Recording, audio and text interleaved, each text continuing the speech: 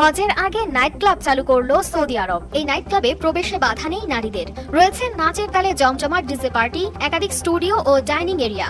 সাধারণ নাইট ক্লাবের মতোই আগত অতিথিদের জন্য থাকবে মকটেল ও বিভিন্ন অ্যালকোহলযুক্ত পানীয়। আসসালামু আলাইকুম।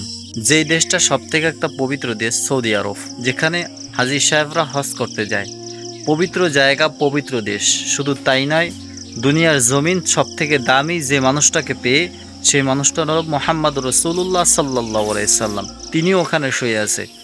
ওই জায়গার ভিতরে, পবিত্র জায়গার ভিতরে অপবিত্র যদি কাজ করে, এই সমস্ত জিনিস দেখলে আসলে অন্তরটা ভেঙে যায়।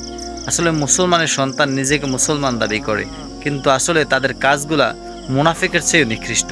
সৌদির প্রধানমন্ত্রী যেগুলো কাজগুলো করছে, এটা আসলে মুনাফিকের চেয়েও নিকৃষ্ট কাজ। মুসলমানের সন্তান এটার পক্ষে থাকতে পারে না। সৌদির ভিতরে ডিজে পার্টির অনুষ্ঠানের আয়োজন করা হচ্ছে এবং পয়গম্বর শুয়ে আছে, নবী আলাইহিস সালাম এই জমিনের ভিতরে শুয়ে আছে। এ জায়গায় অশ্লীলতা চলবে না, কিন্তু দেখতেছেন তারা অশ্লীলতাকে প্রমোট করতেছে। তারা নিজেকে বড় বাহাদুর মনে করতেছে অশ্লীলতা করে। আসলে তাদের ভিতর মানুষত্বই নাই। আল্লাহ সুবহানাহু ওয়া তাআলা বলেন, উলাইকা কাল আনামি বাল হুম আদল, মানুষ হয়েছে চতুষ্পায় জানোয়ারের চেয়ে নিকৃষ্ট। তার প্রমাণ এরা দিচ্ছে যে মানুষ চতুষ্পায় জানোয়ারের চেয়ে নিকৃষ্ট, এর প্রমাণ এরা দিতেছে। নাউজুবিল্লাহ, আল্লাহ তাআলা এদেরকে হেফাজত করুক। ভাই, ইমানের 3টা স্তর আছে।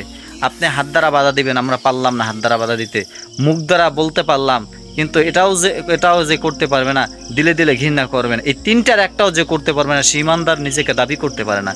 এই জন্য 3টার একটার ভিতরে যেন আপনি থাকতে পারেন। আপনার হাতে তো মোবাইলটা আছে, আপনি একটা কমেন্ট করে দেন যে আপনি এটার পক্ষে নাকি বিপক্ষে। আপনি কি শুনে খুশি হয়েছেন নাকি আপনি অখুশি হয়েছেন? অবশ্যই কমেন্ট সেকশনে কমেন্ট করে জানাবেন ইনশাআল্লাহ। আজকে ভিডিও পর্যন্তই। সকল ভালো থাকবেন, সুস্থ থাকবেন। আসসালামু আলাইকুম ওয়া রাহমাতুল্লাহ।